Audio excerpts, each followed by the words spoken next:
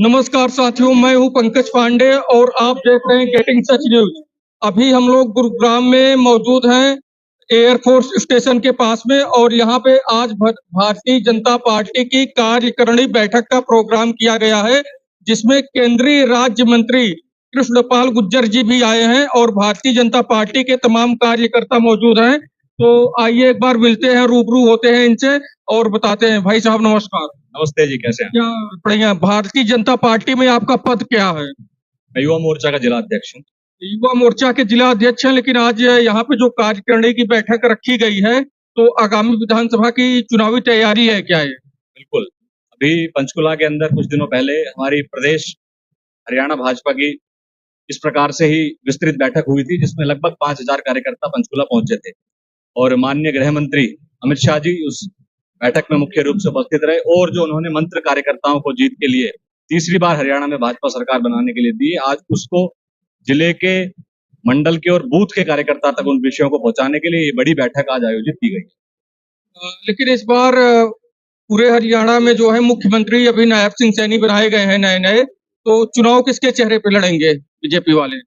स्पष्ट रूप से उस दिन भी आदरणीय अमित शाह जी ने ये कहा है कि हम विधानसभा चुनाव नायब सिंह सैनी जी के नेतृत्व में लड़ेंगे और इसमें कोई संदेह नहीं है कि हमारा नेतृत्व क्या होगा। जो पार्लियामेंट्री बोर्ड ने निर्णय लिया है वही स्वीकार सब कार्यकर्ताओं को होगा।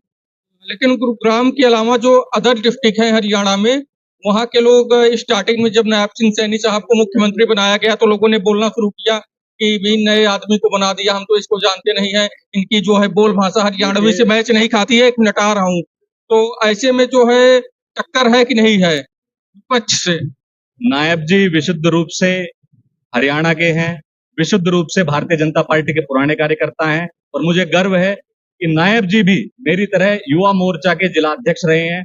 युवा मोर्चा से उन्होंने अपनी राजनीति शुरुआत करी है और आज भारतीय जनता पार्टी के एक सामान्य सा कार्यकर्ता मुख्यमंत्री जैसे दायित्व पर पहुंचा है। ये सब कार्यकर्ताओं के लिए गर्व का विषय है। हाल में ही लोकसभा का चुनाव था, आपने देखा पूरे देश में, उसमें भारतीय जनता पार्टी की कई राज्यों में सीटें कम आई, तो ऐसा तो नहीं होगा कि हरियाणा में विपक्ष हावी हो जाए बीजेपी पे? देखिए, जिस प्रकार से माननीय मुख्यमंत्री नायब सिंह सैनी जी रोज अलग अलग योजनाएं प्रदेशवासियों के लिए लेकर आ रहे हैं, उससे वातावरण भारतीय जनता पार्टी का चारों तरफ दिखाई दे रहा है और आप इस बात को निश्चित रूप से नोट कर लेना कि तीसरी बार भारतीय जनता पार्टी पूर्ण बहुमत की सरकार बनाने जा रही है। एक प्रश्न लास्ट और आपसे ले लेता हूँ। आज से 15 दिन पहले मुख्यमंत्री जी हरियाणा में सेक्टर 11 में एक भाजपा पार्षद कपिल दुआ के घर पे आए थे, प्रोग्राम था कुछ, हाँ ओबीसी सम्मेलन था, ठीक है। तो वहां पे मुख्यमंत्री जी ने मंच से कहा कि पूरे गुरुग्राम में हमें पता है कि साफ सफाई की दिक्कत चल रही है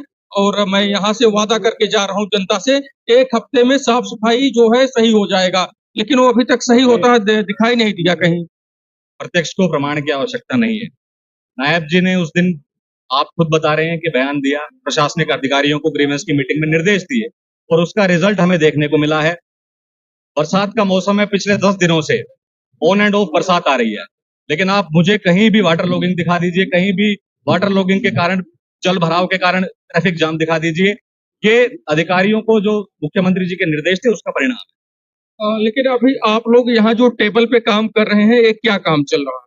ये भाई साहब पंजीकरण है, कार्यकर्ताओं की सूची, जो अपेक्षित कार्यकर्ता आज की बैठक में हमने बुलाए हैं उनकी सूची हमारे पास है। जो कार्यकर्ता आएंगे उनका हम पंजीकरण करेंगे, उनको जो सामग्री पार्टी ने दी है वो उपलब्ध कराएंगे। ये ठीक है।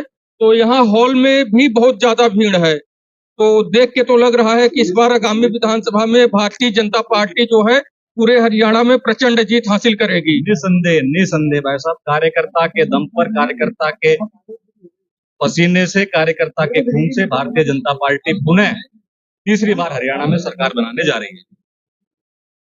भाई साहब नमस्कार। नमस्कार जी। आप जो है राव इंद्रजीत सिंह साहब जो है, इस बार राज बब्बर भी काफी अच्छे वोटों से जो है जीत तो नहीं पाए, लेकिन टक्कर दिए, तो इस बार आगामी विधानसभा चुनाव में क्या तैयारी लग रही है कि कोई टक्कर तो नहीं दिया जाएगा विपक्ष?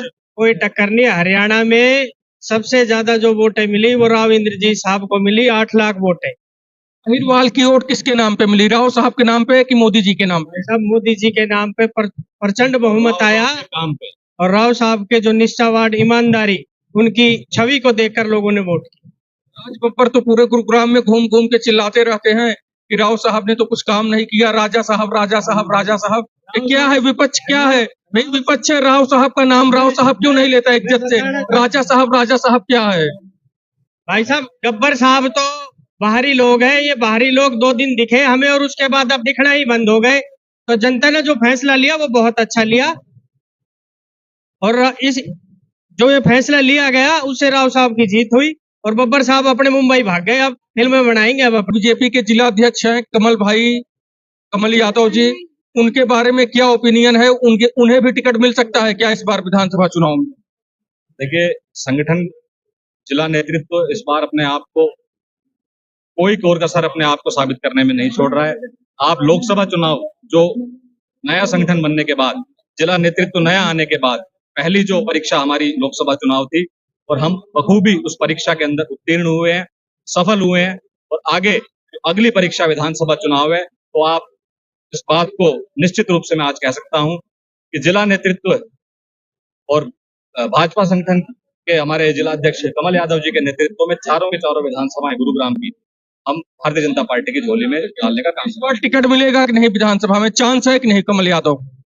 भारतीय जनता पार्टी में टिकट मांगना हर कार्यकर्ता का अधिकार है, और इसका निर्णय करना parliamentary board Bharatiya Janata party का है, उस पर डिपेंड करता है। मैं इस ओहदे पर, इस दायित्व पर नहीं हूं कि मैं इस पर कोई टिप्पणी कर सकूं। राज बब्बर और कांग्रेस पार्टी के तमाम पदाधिकारी और जो सांसद क्या चुनाव लड़ चुके हैं पहले, और अभी तो राज बब्बर ने लड़ा, और जो विधायकी का चुनाव पहले लड़ चुके हैं, या कांग्रेस पार्टी में अभी दिली इच्छा है कि टिकट मिल जाएगा कांग्रेस से, तमाम लोग जो है घूम घूम के राव इंद्रजीत सिंह साहब का नाम राव इंद्रजीत सिंह क्यों नहीं लेते हैं? राजा साहब कहते रहते हैं, और राजा साहब के पास कुछ है नहीं।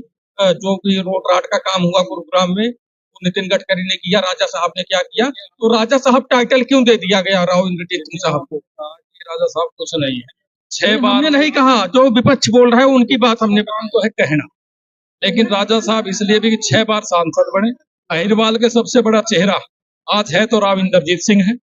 और रही आपने पहले भी सवाल किया कि राज बब्बर का, तो राज बब्बर कुछ समय के लिए आए, लेकिन गुड़गांव के विकास की भी आपने चर्चा की थी। तो 14 साल पुराने जो गड्ढे कांग्रेस यहाँ छोड़ के गई थी, ये पुराना गुरुग्राम है, इसमें सीवर व्यवस्था से लेकर रोड की व्यवस्थाएं जो उन्होंने गड्ढे खोदे थे, हमारी सरकार ने इन 9 सालों में भरने का काम किया। और नया गुड़गांव जो डेवलप हुआ है, उसके अंदर आप देखिए रोड, सीवर, पानी कितनी अच्छे तरीके से व्यवस्था करके हमने यहाँ पे उसको स्थापित करने का काम किया। और जहां जहां जल भराव की भी समस्या है, हमारी सरकार और हमारे सरकार के माध्यम से अधिकारी भी हर भरकम प्रयास कर रहे हैं कि कांग्रेस के जो पुराने गड्ढे खुदे हुए उनको भर के, और यहाँ का रोड मैप भी ठीक हो, और पानी की व्यवस्था जो नहीं निकल पा रही वो भी हम निकालने का।